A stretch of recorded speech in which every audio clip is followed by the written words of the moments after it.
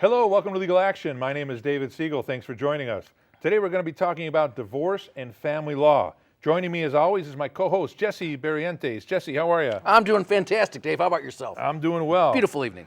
There's been some big changes in divorce and family law there over sure the have. last year or two, which are just starting to take root now. So let's jump right in. What happened with the legislature where they overhauled divorce? Well, a lot of things changed. Before it was called custody and visitation, and now it's called an allocation of parental rights and responsibilities, and it's broken up into two prongs. One is decision-making, and the other is parenting time. Decision-making covers education, extracurricular activities, medical decisions, and religious decisions. And any one of those four areas can be divided anyway, either by agreement or after hearing based upon what the judge hears, he or she can order it. So you could have one person that's solely responsible for education and one person solely responsible for religion, and both parties jointly responsible for making the decisions as it relates to extracurricular activities and to medical. Or it could be one person who is solely responsible for making all those decisions, or they can be jointly responsible for making all those decisions, or any other combination therein. But Dave, let's call a rose by any other name is what? A rose. Well, that's one, a two-part question here. Sure. Why the change, and has it been beneficial? I'm hearing that it kind of has been beneficial. Let me tell you why the change. People get stuck on terms, okay? We have these ultimate terms, and we think if I have sole custody somehow, and I can't tell you how many times I've heard this from clients, I'm losing my rights as a dad or as a mom, I got sole custody. No, okay. The old law before, and this all changed on January 1st of 2016, and before there was joint and sole custody, and joint custody essentially meant that the non-custodial parent, the parent that didn't have the physical possession of the children most of the time, had a say-so in the upbringing of the children and the decisions as it related to, actually three areas, but really everything else too, the ones that we talked about, okay? So religion and medical and education, okay. And in a sole custody situation, again, the non-custodial parent who didn't have most of the time with the children, didn't have a say-so in those areas. Now, everything else was the same, and typically what you find is that when in a household, generally, I don't know what to say it. And again, I say generally, it's not always the case, but it's the mom, because generally the dad's working, and so the mom's taking care of the kids, and she's bringing them to the dentist, and she's bringing them to the doctors, and she's setting all these things up because dad is hard at work providing for his family. Now, sometimes, again, as it happens, they both make those decisions, and it really is crucial. These are your kids, hey, it's important. You should both do those things, but that's not the case. In a lot of cases, essentially it was, one party or the other making those kind of decisions, and so it really didn't matter. You're not losing your rights as a parent if you don't have input for those things. Well, I think it's going to take a long time for people to realize that the word custody is no longer really part of the system. But I think what's going to happen eventually is people are just going to replace those words. And someone's going to say, yeah, she won allocation, or I don't have any allocation. It's a name, it's a word. It's not going to change the dynamic of who's doing what, correct? That's correct. And that's probably something for our millennials, okay? She out-allocated me. Well, that's a good hashtag. I got gypped on allocation. Hashtag out allocation. That's pretty good, Dave. I like that. But essentially, again, that's why I said, rose by any other name is still a rose. And even people are still using it's the same concept, okay? But what it does is it lightens it, because look here, now we're talking about, just like before we used to have what they call removal. And that meant that, hey, listen, okay, two people are divorced, you have visitation, I'm the custodial parent, and, hey, I want to move to Arizona because my new spouse got offered this really wonderful job, and there's going to be this huge house, and, there's an excellent school district and everything, and so now instead of calling it, relocation or removal, it's relocation. So there's same thing. It's the same thing. It really is. And so, but that applies to everybody because the law changed. So judges and lawyers alike are the same. I've even had some issues with not issues, but for the first time when you draft a modification of something, it has to be done in a different way. And truly, truth be told, with respect to the allocation judgment, there are a lot of new laws that kind of come into play. For example, if you live in various counties, you can't take the children and move more than 25 miles without doing a relocation request. And the statute sets out a whole program for you to do that. In So other there's words, a border wall. well, there's no border wall, okay? Or a border. Well, there's no border, okay? There's no wall, there's no border. But what it is if you want to move more than 25 miles away and you live in one of those counties, you have to first send notice that gets filed with the clerk and sent to the other side. And if they agree, fantastic, no worries, no problem, everything's good. If they don't respond to it within a certain period of time, then it's going to be granted.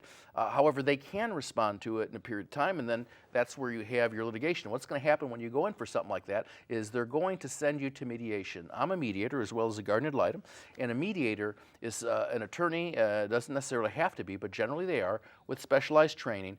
The mediator is a neutral third person, and that mediator is going to try to help the parties come to an agreement. The mediator is in control of the process, and the parties are in control of the outcome. And a lot of times the parties like that because, hey, it's not your attorney, it's not my attorney. Okay, hey, this person, I never met you guys before. Look, I just want to help you come to an agreement. And that's the first defense that they use. So now you got two strangers deciding your fate. You got the mediator and you got the judge. Mediator's not deciding your fate. The mediator is trying to help the parties come to an agreement on their own. And and a lot of times, hey, they'll be able to come to an agreement.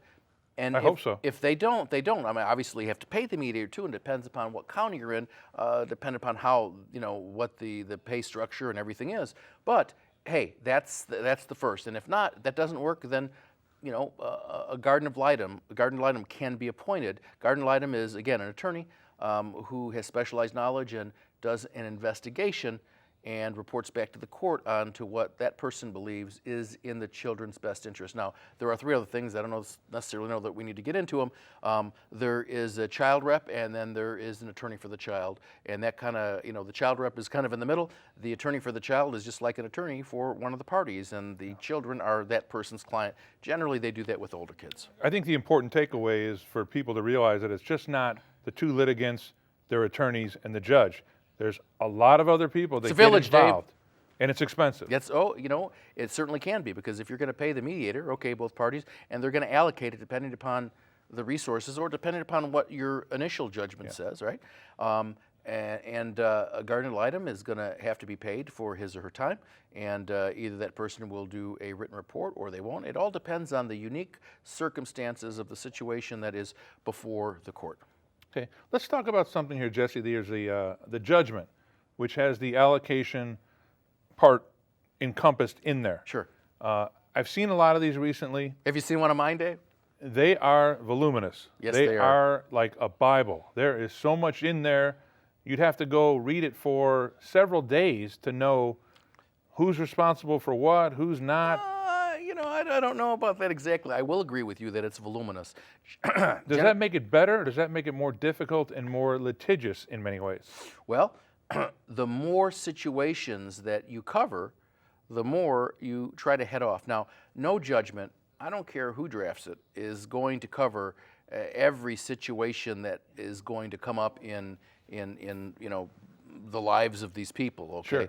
But if you have safeguards put into place that, hey, say if this happens, that happens, and you provide for those things, then hey, look, they can look at their judgment, and it's not really that, oh, they're never going to be able to read it. I go through the allocation judgments with my clients, and are they all the same?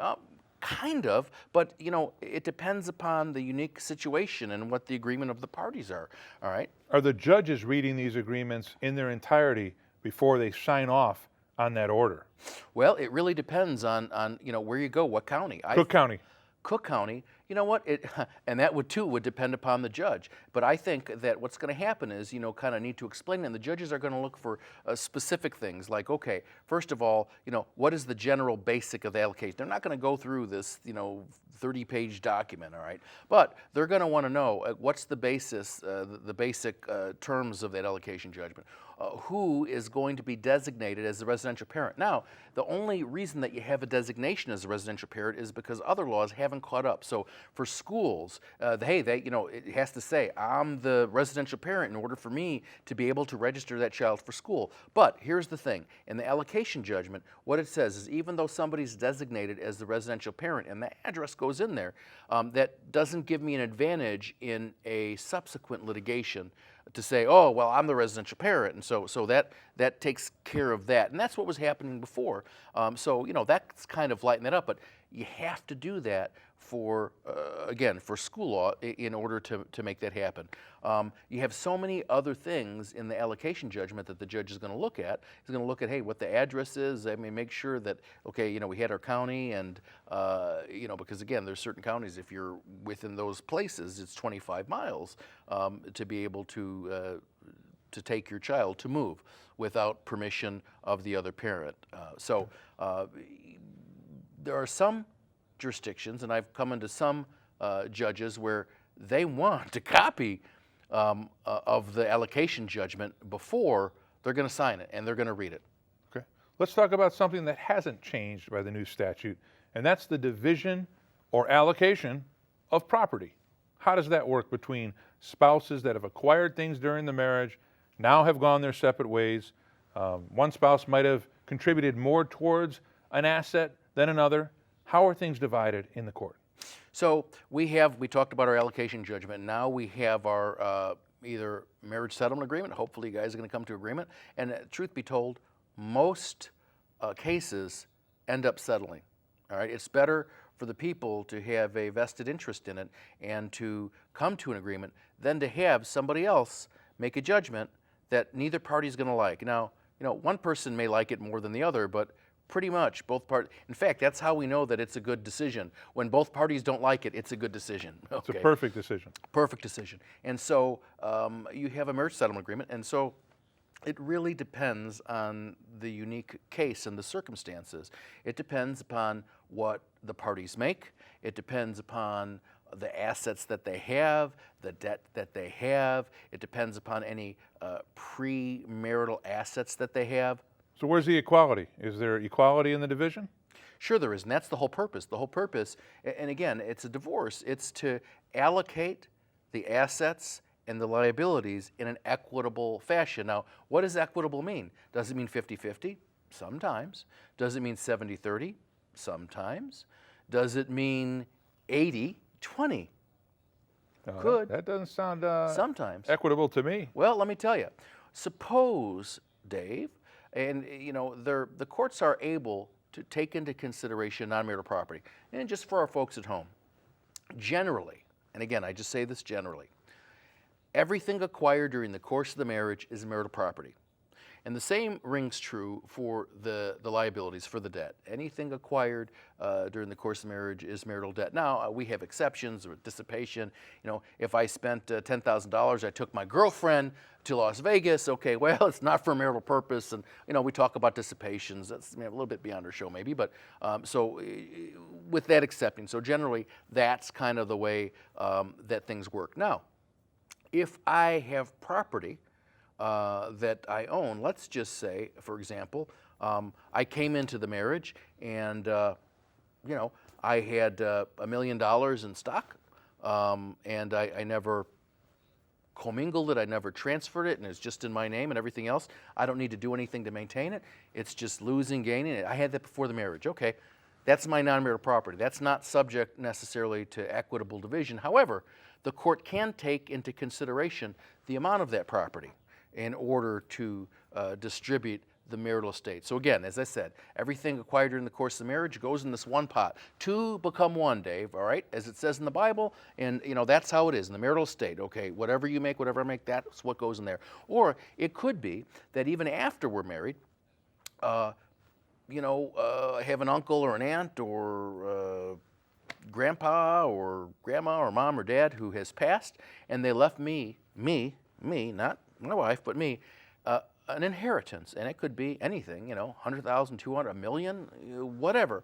And as long as I don't commingle it and don't put it in my spouse's name, right? It is still, that's going to be non-marital. Again, not subject to equitable distribution, but the court can consider that for dividing up the pie. So you said that 70, 30, 80-20. or 80-20 didn't seem so fair. Well, okay, let's say that our marital estate is worth, $300,000, Dave, right? Okay. However, I have $5 million in non-marital assets. The court is allowed to consider that. And what's going to happen is that other spouse is going to get the lion's share. Now, a lot of this also, not so much with property, because again, if it's acquired during the marriage, but when we talk about maintenance and child support, which by the way is going to change, and you know what, I'm sure we're going to do a show on that, a little more detailed. So right now, Illinois has a statutory guideline. For one child, it's 20% of the net income. For two, 28. For three, 32. And the statute goes on. And that's of the net income. All right. So for maintenance, which is what they also changed when they changed the law, and they're making little tweaks to that too.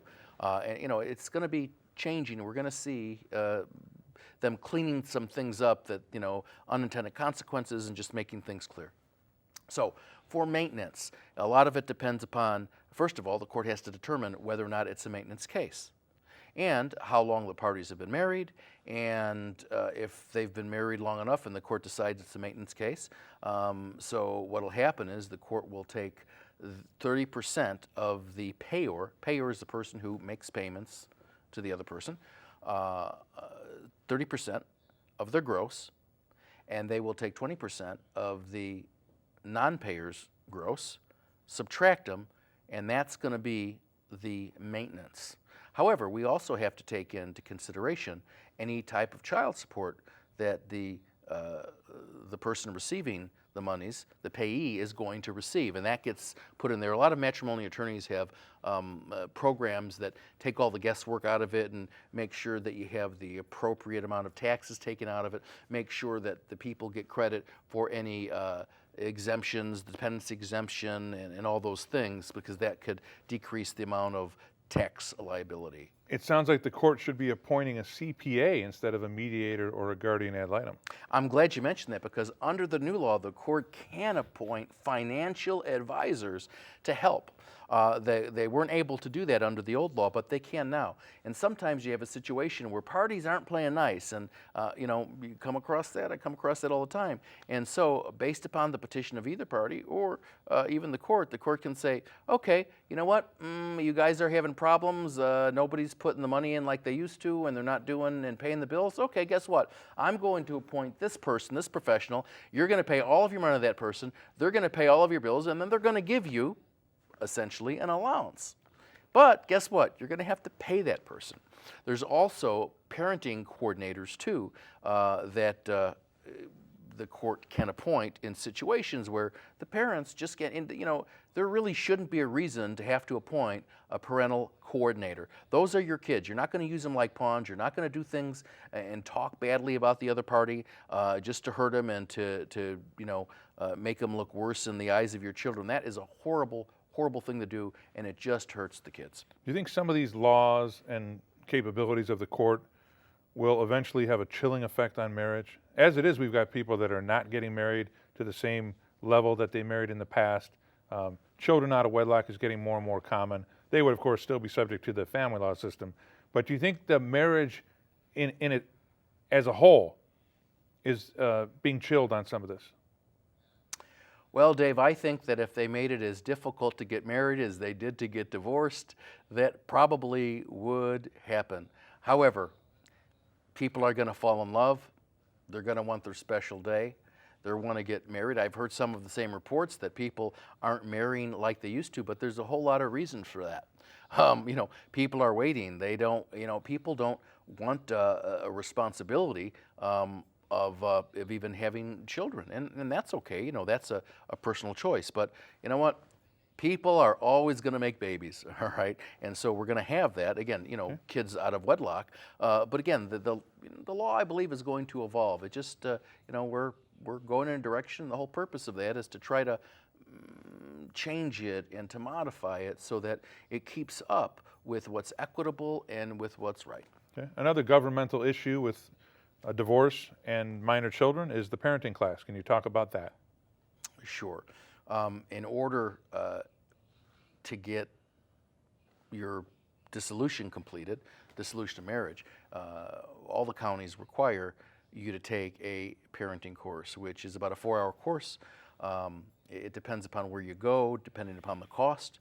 Sometimes they'll allow you to do it online if you're out of state or something like that. I've seen those things happen, but it's essential. They won't even, they won't sign the judgment unless you do that. And basically what it does is it talks about children in divorce situations. And so children go through a lot of psychological drama as a result of their parents getting divorced. And hey, look, they love their mom, they love their dad, and so it's trying to instruct and to educate the parents on what the children are going through and what you shouldn't do. But unfortunately, again, people are so mean to each other and to the children, and they talk about the other spouse in a derogatory manner in front of the children and knock them down. And this borders on what we call a lot of times when we try to do a change in custody, or not custody anymore, but allocation of parenting time, of alienation. And again, it can get to a really, really chronic level where the kid is essentially brainwashed against the other parent. Yeah, it just seems like the government is getting more and more involved where they weren't in the past. There wasn't a parenting class requirement in the past. You mentioned the child. I can envision one day where the child over a certain age has to submit to some kind of counseling or class. I mean, it's crazy. Well, a child is a child, and if a guardian ad litem thinks that the child should be going to therapy or counseling, that person's going to make that recommendation to the judge and give the basis and the reason for that, and the judge in his or her infinite wisdom is going to make a ruling on that. And remember, it's just the child. It's not, okay, he's not my friend or my buddy. That's my child. It's not, look, I'm the one that's in charge. Parent your kid, all right? Parent your child. That's the important thing. What it's all about is what's in the best interest of the child. And unfortunately, the children don't know what's in their best interest. And unfortunately, sometimes the parents don't know what's in their child's best interest. All they sometimes think about is what's convenient and what's beneficial and what's right for them, and not what's right and in the child's best interest. And that's where the court steps in and says, oh, no. We're going to make sure that everything you do is in this child's best interest. Right. Let's talk about grounds, costs, and time. Okay, well, there used to be grounds of, There's we still one. have that, irreconcilable differences, mental and physical cruelty, adultery, habitual drunkenness. But now, when they change the law. As opposed to seldom drunkenness. Well, I mean, gotta hey, be habitual. it depends. I mean, hey. But those are gone. Those are gone. And so now. Good riddance. Good riddance. And also, the no-fault ground that we used to have, and we still have, and I'll explain, is irreconcilable differences. And basically, the parties just couldn't, can't get along anymore. They had to have lived separate and apart for a continuous period of time in excess of 2 years. But all of that, except for 6 months, could be waived by affidavit. Okay. Now, the only ground that you have is irreconcilable differences, and it only has to be a separation for 6 months. And it doesn't necessarily mean a physical separation. There's a lot of folks that still live in the same house, and maybe one person has moved to the attic or the basement or the guest room, and so they're not together anymore. Or sometimes they're even still in the same bedroom, but they're no longer intimate. They're not living as husband and wife anymore. They're just living as roommates. And so, the living separate and apart period of time has been calculated by, one of those things. And so it's only 6 months for that. And that's the only ground. And again, it's no fault. Yeah. So we don't have Well, in to a worry way, I about see the benefit of that because Sure. someone's not accusing the other of adultery. Oh, yes, no. Yes, they do, Dave. They still do. It's just the ground. Well, okay? the judge can strike I've it. got some cases. No, but what I'm saying is, in terms of, I get people all the time too, and it really doesn't matter. And I mean, I know it matters to them, and I get it, and I explain that to them. But for purposes of law, hey, doesn't matter. Okay. Right. Illinois says it's only irreconcilable Only differences now, irreconcilable that's all you can go differences. with. That's correct. Okay. How about cost and time frame in the few minutes that we have left? Okay. Well, I don't know how few minutes we have left, Dave, but I'll try to endeavor to explain that to you or for our people at home. Costs. It varies from county to county. Generally what happens is you file your petition for dissolution of marriage. There's a fee to file that. I'll get into that in a second. And then you place it either with a process server or with the sheriff. And the sheriff and process server, they charge based upon the location of where it's going to be served at. So you could probably expect at least a filing fee, if I'm just going to average it out here, okay, is going to be in excess of $300. And then what happens is when the other person, and then also for a service fee, you're probably looking at 50 to 60 to 75, again, depending upon where you have to serve that person. And then once the other person gets served with the petition for dissolution of marriage and the summons, they have 30 days within which to file their appearance and response or answer to the petition for dissolution of marriage. So, it's really better for parties to agree. Here's the thing. It can go easy or it can go hard, but either way it's going. All right. And I always like to talk to the people that come to me and say, hey, look, have you, did you try counseling? Did you try to get together? Because that's the important thing. Look here, try that first. We can always do this. And a lot of times they've already tried that. And, hey, that's, it's unfortunately, it's a dead marriage and we go from there. Okay. And how about the time frame? How long are we looking at uncontested versus contested? When we say uncontested, what we mean is that the parties are in agreement, okay? That shouldn't take too long, depending upon the complexity of the marital estate. So if somebody has, millions of dollars in assets, obviously that's more complex. If it's just a regular folks that, hey, maybe have their home and maybe have a child or two and retirement and things like that, and they're in agreement. Basically, you come to my office and you say, hey, look, we've talked about it. This is what we want to do, divide everything up. I'm going to have the kids. He's going to have parenting time for this. Okay, so then it's just a matter of drafting that and filing it. And very often we file everything together. We encourage the other person. I can only represent one party. And so it's usually the first party who contacts me. And we have different forms that the other person signs. And we even recommend them that they go to an attorney to seek advice. And they don't have to, but that's the recommendation. They sign off on that form that they understand. I don't represent them. And so in a situation like that where we have all that stuff and I draft everything and everybody's good with it, probably between 45 to 60 days. And I say that because there are some counties that you can't, even if I walk in and we're in agreement and I file it now, I have to wait at least 30 days in order to get a proof update. However, you're still going to have to take the parenting class, and that's going to have to be scheduled, and you're going to have to take that. So it depends on the availability that they have. Okay. Which counties do you practice in?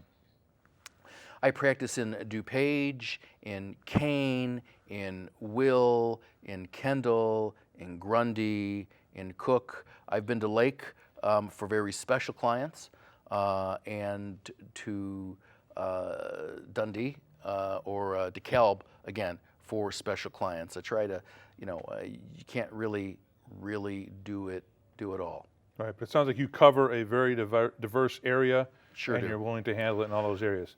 Jesse, thanks for Dave, joining us. thank you very much. As always, Thank you. great knowledge about divorce and family law. My co-host, Jesse Barrientes, I'm Dave Siegel. We'll see you next time on Legal Action. Take care.